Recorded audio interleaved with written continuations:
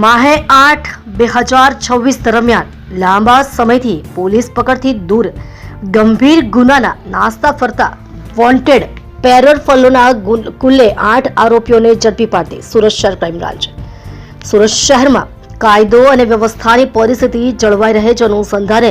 મહેરબાન police commissioner સાહેબ શ્રી સુરત શહેરનાઓની સૂચનાથી અધિક police commissioner Shri crime Surat શહેરના માર્ગદર્શન હેઠળ સુરત શહેરના અલગ અલગ પોલીસ સ્ટેશનમાં મર્ડર, લૂંટ, ધાડ, બળાત્કાર, અપહરણ વગેરે જેવા ગંભીર તથા અન્ય ગુનાના લાંબા સમયથી નાસ્તા ફરતા આરોપીઓને પકડી પાડવા સારું સૂચના આપવામાં આવેલ. જે અંતર્ગત ક્રાઇમ બ્રાન્ચની અલગ અલગ ટીમો બનાવી જૂના કેસ કાગળોનો ઝીણવટપૂર્વક અભ્યાસ કરી ટેકનિકલ ટીમની મદદ લઈ અને હ્યુમન સોર્સિસના આધારે આરોપીઓની હયાતીની માહિતી મેળવી ભારત દેશના અલગ અલગ રાજ્યોમાં કેમ્પ રાખી જે તે રાજ્ય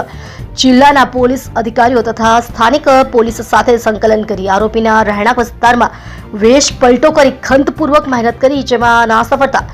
વોન્ટેડ પેરોલ ફોલો મળી કુલે 8 આરોપીઓને ઝડપી પાડવાની પ્રશંસનીય કામગીરી કરવામાં આવેલ છે અને આ પકડાયેલ કુલે 8 આરોપીઓમાં 31 વર્ષથી નાસ્તા ફરતા એક તલોજા નવી મુંબઈ ખાતેથી પકડેલ, 28 વર્ષીય નાસ્તા ફરતા એક નાના મોવા રાજકોટ ખાતેથી પકડેલ, 27 વર્ષથી નાસ્તા ફરતા એક મુરેના મધ્યપ્રદેશ ખાતેથી પકડેલ,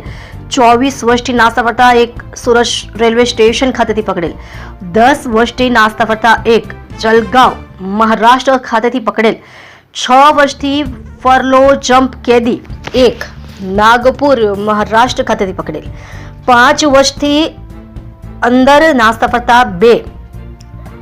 એક સુરત શહેર, 2 ગ્વાલિયર મધ્યપ્રદેશ